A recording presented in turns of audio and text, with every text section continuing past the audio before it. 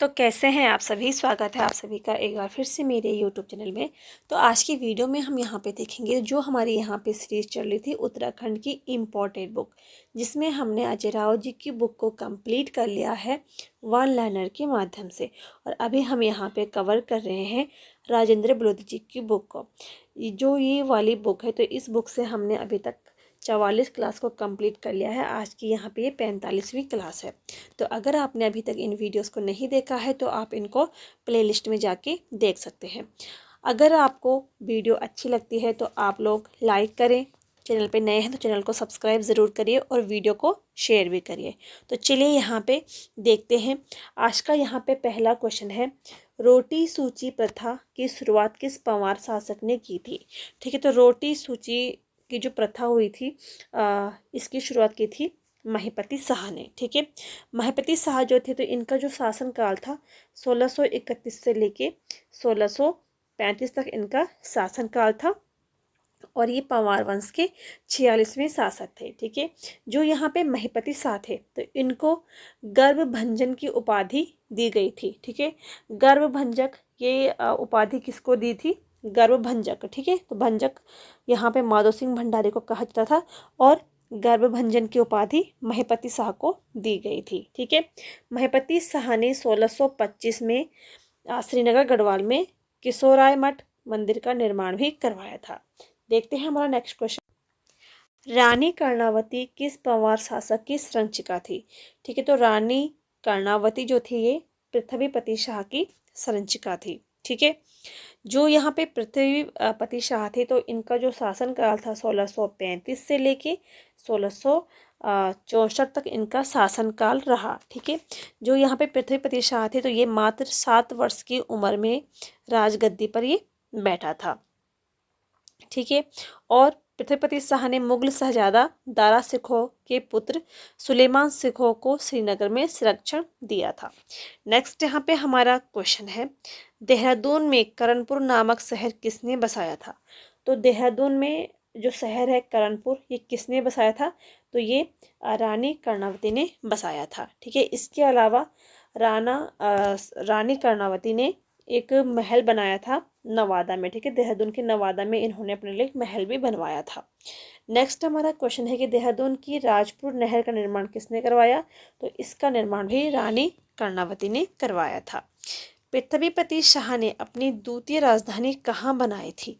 ठीक है, तो जो पृथ्वीपति शाह थे तो इन्होंने अपनी द्वितीय जो इनकी राजधानी थी तो वो यहाँ पे राजगढ़ी। ठीक है, राजगढ़ी में इन्होंने बनाए थे और यहाँ पे इन्होंने शासक किसको बनाया था, तो दिलीप शाह को यहाँ पे गद्दी पे बिठाया था। नेक्स्ट क्वेश्चन है कि वह मुगल शहजादा कौन था जिसने श्रीनगर गढ़वाल में आश्रय लिया था, तो सुलेमान सिखो इन्होंने यहाँ पे आश्रय लिया था।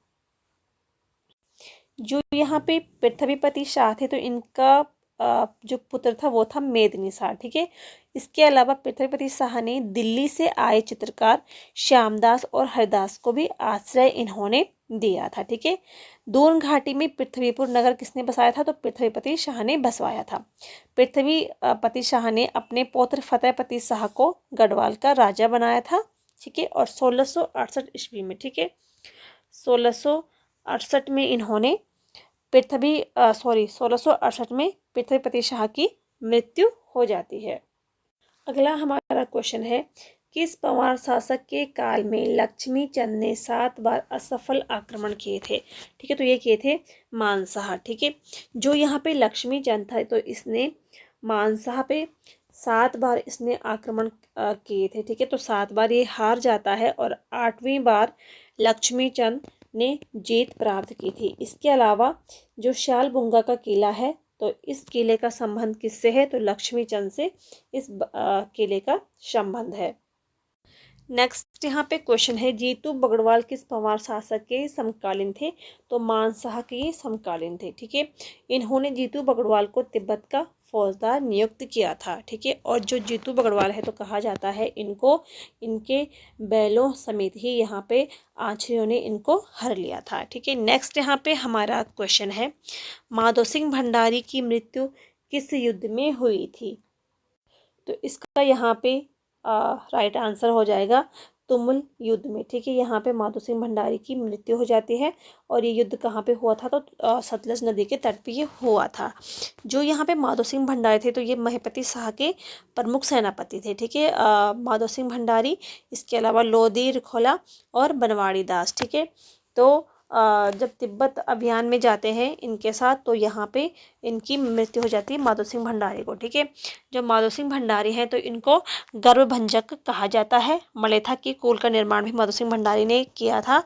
और माधो सिंह भंडारी का एक रजत अभिलेख है रघुनाथ मंदिर देवप्रयाग से वो प्राप्त हुआ है। ठीक है, इसके अलावा माधो सिंह भंडारी की एक पुत्रवधु है जिनका नाम था मथुरा बोरानी। ठीक है, तो इनका भी एक लेख मिलता है। तो देवप्रयाग के रघुनाथ मंदिर के द्वार पे लिखा गया एक लेख है, वो किसका है, तो वो माधो सिंह भंडारी की पुत्रवधु का है जिनका नाम था मथुरा बोरानी। ठीक है, नेक्स्ट यहाँ पे हमारा क्वेश्चन है, हिमालयन फोकलोर किसकी पुस्तक है। तो ये जो पुस्तक है ये दो लोगों की है। ठीक है, तादत गैरोला और शेरमन ओकले। ठीक है, इन दोनों की पुस्तक है। अगला हमारा क्वेश्चन है, पाउंटी के निकट भगानी नामक स्थल पर युद्ध गढ़ नरेश फतेह शाह और किसके मध्य हुआ था, तो गुरु गोविंद सिंह के मध्य में हुआ था। ठीक है, कब हुआ था, तो 1688 में ये युद्ध होता है। नेक्स्ट यहाँ पे क्वेश्चन है हमारा, मातीराम, रतन कवि, जटाधर और कवि भूषण ये किसके दरबारी थे, तो ये थे फतेह शाह के। तो ये फतेह शाह के दरबारी कवि थे। जो फतेह शाह थे इनका जो शासन काल था तो 1664 से लेके 1710 तक इनका शासनकाल रहा है। ठीक है, इनकी संरक्षिका कौन थी, तो राजमाता कटोची देवी इनकी संरक्षिका बनती है। ठीक है, इसके अलावा रतन कवि, मातीराम, रामचंद्र, जटाशंकर तो ये सभी इनके दरबारी कवि थे। नेक्स्ट क्वेश्चन है हमारा, गुरु रामराय जी का देहरादून आगमन किस वर्ष हुआ था।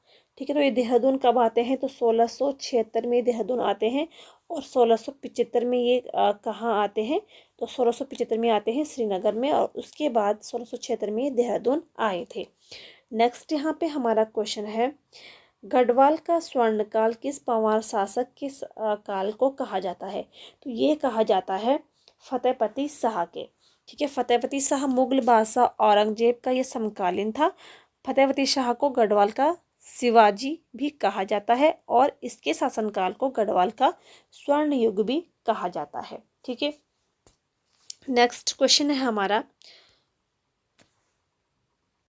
किस परमार वंश के राज दरबार में अकबर के दरबार की तरह नवरत्न थे, तो ये भी थे यहाँ पे फतेहपति शाह के दरबार में। ठीक है, कौन कौन से थे, तो देखो एक था यहाँ पे शशिधर डंगवाल, दूसरा था यहाँ पे हरिदत्त नौटियाल, तीसरा था यहाँ पे हरिदत्त थपलियाल। ठीक है, चौथे थे यहाँ पे सहदेव चंदोला और पांचवें थे यहाँ पे खेतराम धसमाना। ठीक है, छठवें थे यहाँ पे सुरेशानंद बड़थवाल, सातवें थे यहाँ पे रुद्रदत्त कमोणी और आठवें थे यहाँ पे वासवानंद बहुगुणा। ठीक है, और नौवां था यहाँ पे कीर्तिराम कैंथोला। ठीक है, तो ये जो नवरत्न थे तो ये फतेहपति शाह के शासनकाल में थे।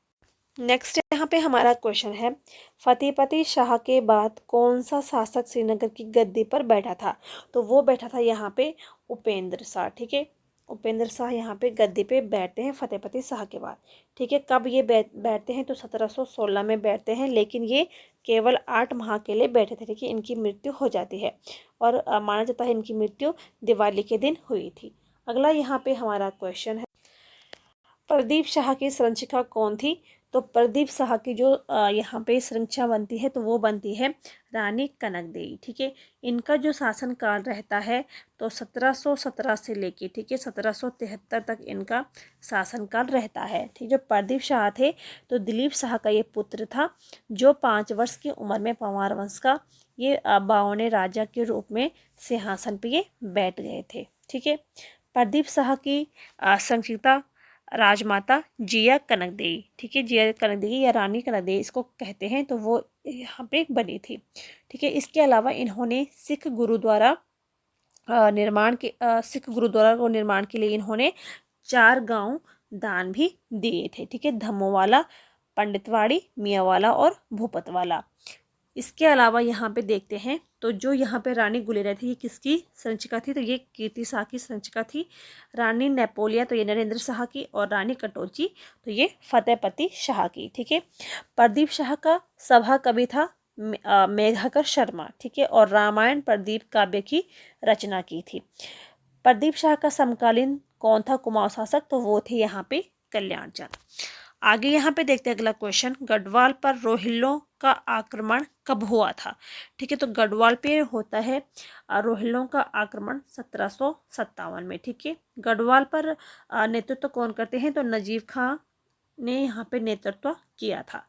और कुमाऊं पर रोहिल्ला आक्रमण कब हुआ था? तो 1743-44 के बीच में होता है, और रहमत खान ने नेतृत्व यहाँ पे किया था।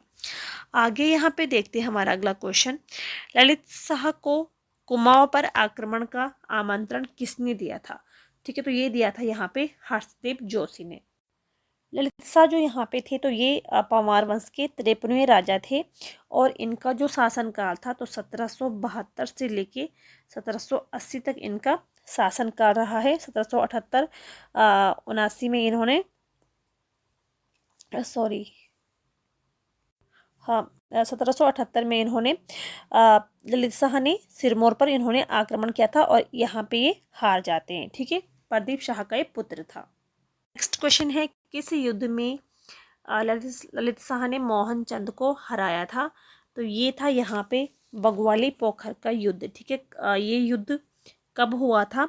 तो ये युद्ध हुआ था 1790 में। ठीक है। बगवाली पोखर युद्ध कुमाऊं और गढ़वाल सेनाओं के बीच में होता है। ठीक है। कुमाऊं सेना का नेतृत्व कौन करते हैं? तो मोहन सिंह रौतेला। ठीक है। मोहन चंद भी इनको कहा जाता है।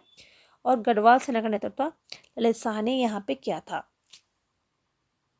ललित शाह का शासनकाल 1772 से लेके 1780 तक इनका शासनकाल यहाँ पे रहता है, और ये कुमाऊं के चंद राजा दीपचंद का ये समकालीन था। और ललित शाह को हर्षदेव जोशी ने कुमाऊं पर आक्रमण करने के लिए इन्होंने आमंत्रित किया था। ठीक है। तो ये थे यहाँ पे आज के 20 क्वेश्चन। अगर आपको यहाँ पे वीडियो पसंद आई होगी तो वीडियो को लाइक करें, शेयर करें, और चैनल पे नए हैं तो चैनल को सब्सक्राइब ज़रूर करें। मिलते हैं नेक्स्ट वीडियो में, तब तक के लिए थैंक यू।